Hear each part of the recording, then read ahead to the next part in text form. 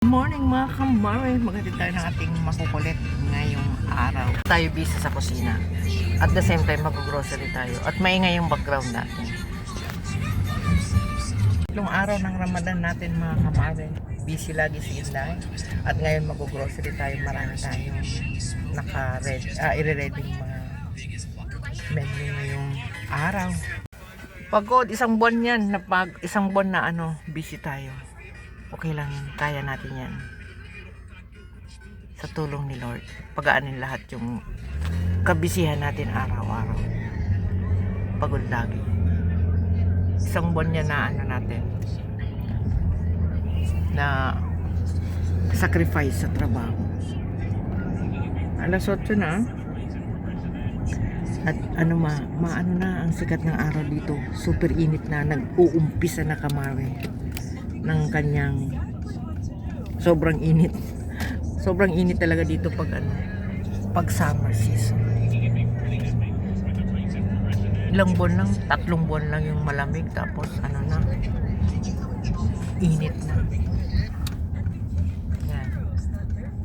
Friday ngayon, so maaga ang makukulit, maaga ang uwian kasi Ramadan.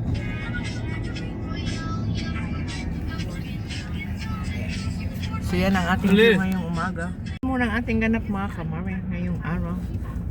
Bukas ulit magmarites tayo or mamaya. Bye bye! Kan uli natin ngayong kamare, yung dati nating lugar. Ito, punta natin to. Nakakamiss tong bagong lugar. Kamare. So tayo ng grocery mamaya. And then punta natin tong building na to. Nakakamiss tong area na to. Dating area natin for how many years. Buti na lang nakakabalik-balik pa rin tayo rito. Kasi ito yung paborito nating punta na grocery. Nandun yung grocery. Ayan. Puro building. Maingay, daming sasakyan. Dun sa bagong lugar natin, napakatahimik. Pero presko ang hangin doon kasi yun, malayo sa mga sasakyan, malayo sa... Punta tayo dito. Pasokin natin to. Kailangan dito. Pag bago ka, titingnan ka nila. Isip nila, ano ka? Ayan, dito tayo. Dito tayo ng 12th floor. Ibigay na natin yung dapat ibigay natin sa bibigyan natin. Punta na tayo na grocery. Grocery day! Grocery day ulit tayo. Grocery day. Kahit na malayo tong grocery ito, paborito kong laging puntahan, balik-balikan. Kasi dati ang daming sasakyan dito sa loob. Wala na. Mahina siguro ang business nila. Nagsarado na. Yan, punta muna tayo kamare sa grocery. Yan ang ating view ngayong umaga. Kumusta ka na? Sana'y nasa mabuti kang kalagayan. Malayo sa anumang kapamakan at karamdaman. Thank you Lord sa bagong umaga. At thank you ulit na patrapay ka ulit sa aking munting video. Pangatlong araw ng Ramadan. As usual, laging busy si Inday. Busy sa kusina. Ayan, bili tayo ng cheese. Daming klaseng cheese dito. Ito dry tomato.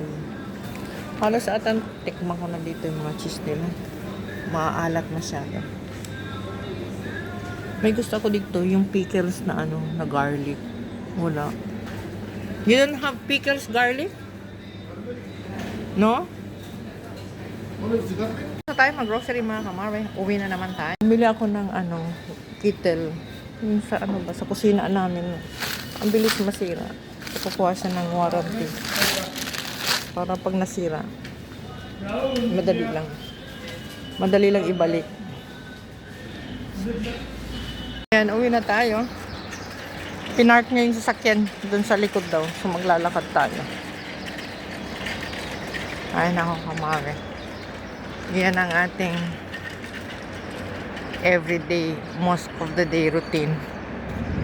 Grocery, kusina, makukulit.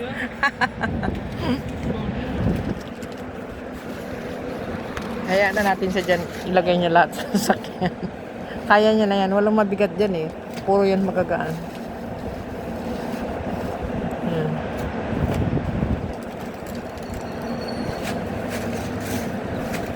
Hiniwalay niya yung sa kanya eh.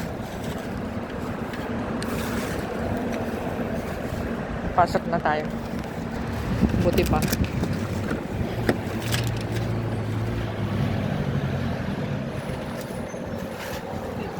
Uwi na tayo. And then sa bahay, kusina naman tayo.